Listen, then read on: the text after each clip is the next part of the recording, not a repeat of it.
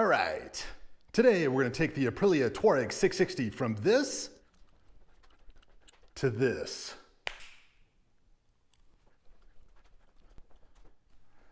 Today we're going to install the Hepco Becker set of crash bars for the Aprilia Tuareg 660. Over at the workbench, I've gathered the tools and materials I think I'm going to need to complete this install, starting with 8mm hex head, 10mm wrench and socket, 13mm either socket or wrench, 5mm hex head, an 8mm wrench and an 8mm socket, torque wrench, a couple of towels, some calipers, Q-tips, alcohol, and Threadlocker. A quick note on the parts list I received from Hepco Becker, I did not receive the M10x55 Allen screw. Instead, I received two M10x55 Allen screws. I'm not unsure if that is a running production change, but I'll simply substitute the M10x55 in lieu of the M10x60. All right, let's take a quick look at the bike. I've got it positioned in my center stand. I've got the left rack here and the right rack here. Of course, to protect those, highly recommend using your wife's towels.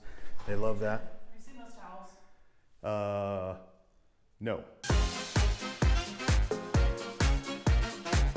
To begin with, I definitely recommend taking some rags and just covering up the skid plate area in case we accidentally drop a fastener down there. Ideally, this will catch those fasteners and divert them to the floor. And now we're gonna need an 8mm wrench to remove the horn from the horn bracket. I'm gonna begin by loosening up the horn from the horn bracket. That's where my 8mm wrench is gonna come into play. We'll get that loose. Okay. And we'll just finish this up by hand. I'm going to remove the horn. I'm going to grab the fasteners, my nut washer, and a rubber insert here from the horn holders. In our next step, we are going to get in there and take this fastener out to remove the OEM horn holder. We're also going to preserve this fastener. Here's the OEM horn holder compared to the Hepco Becker horn holder. Notice it's a little bit longer. I'm going to remove our rubber piece, get that installed into the replacement. There we go. And now let's install the Hepco Becker horn holder. I'm reusing my OEM fastener. Got that installed. Now we're ready to install the horn and tighten that back into place. We've relocated our horn utilizing the longer Hepco Becker horn relocation bracket. Now I'm going to continue on with step one, and that's removing the 4 engine mounts, 2 from the right-hand side and 2 from the left-hand side. These are initially installed with red thread lockers. They may take a little bit of energy to get loosened up. We've got the OEM engine mounts removed. Now let's clean up some of those threads. We're gonna grab our Q-tips and alcohol to clean those threads up.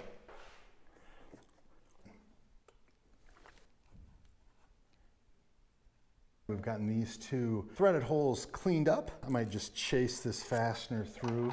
Just make sure everything feels nice and clean.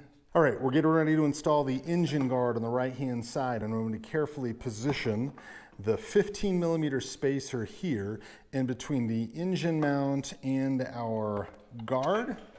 And then I'm going to come back in with our M10x55 Allen screw.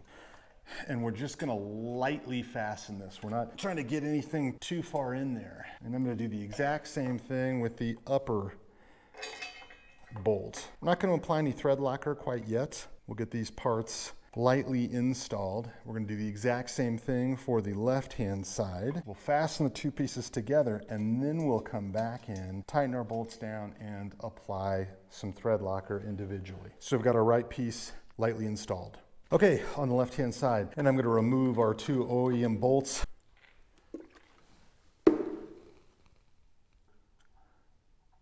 So we've got our OEM engine mount bolts removed, threaded holes cleaned. Let's go ahead and grab our fastening hardware for the left side and the left engine guard. We're ready to mount the left-hand engine guard. I've got my spacer. In this case, it's the longer spacer, the one that's left.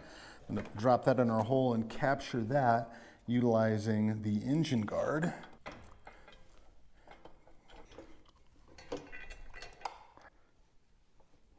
And I'm going to grab our 8mm hex head to snug these down just a little bit. I'm not tightening anything down. I'm keeping everything loose. That's a little bit much. There we go. These still are pretty mobile. We're gonna grab our black nylon ABS center joiner piece. I'm gonna slide that in between our tubes.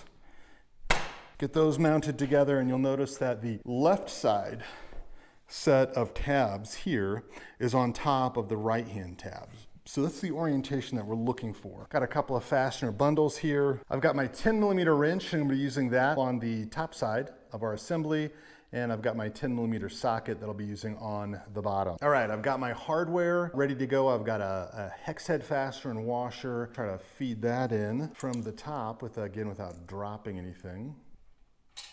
And we'll see if we can't blindly capture the washer and nut. You might notice that these are slotted holes to allow for a little bit of play. Go ahead and get our washer and hex bolt in its slotted hole, and we'll capture the washer and nylon nut on the back side. This is where our 10mm wrench will come in there, and I'm just going to use my 10mm socket on the bottom. I'm going to snug that side down just a little bit. I didn't see any torque specs, but I run it by Hepco Becker, so I'm going to kind of snug these down pretty tight. We've got the top done.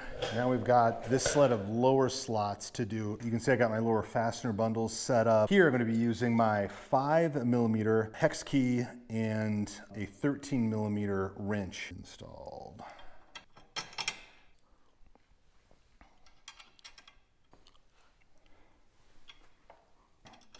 There we go.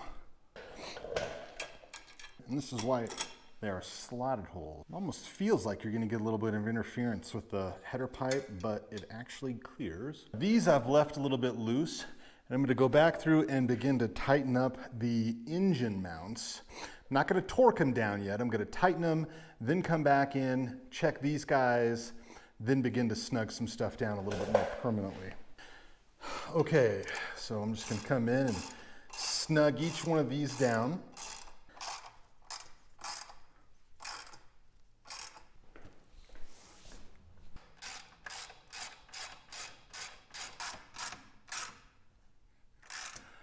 Check how this looks from the front. And now I'm going to come in and start to snug down those middle lower fasteners. This is going to be a 13mm wrench and a 5mm hex head.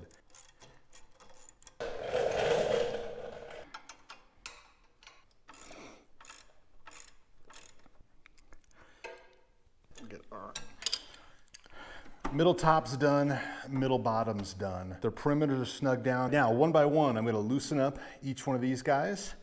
I'm gonna apply a little bit of Threadlocker, and then we're going to tighten them down to 50 Newton meters, 50, which is in the service manual.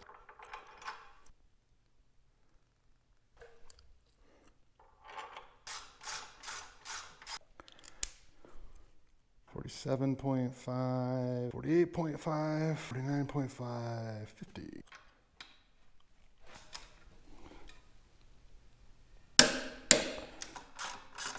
Please be super careful when you're screwing these in. I mean, you are definitely going into the block, so you want to make sure that nothing gets cross-threaded.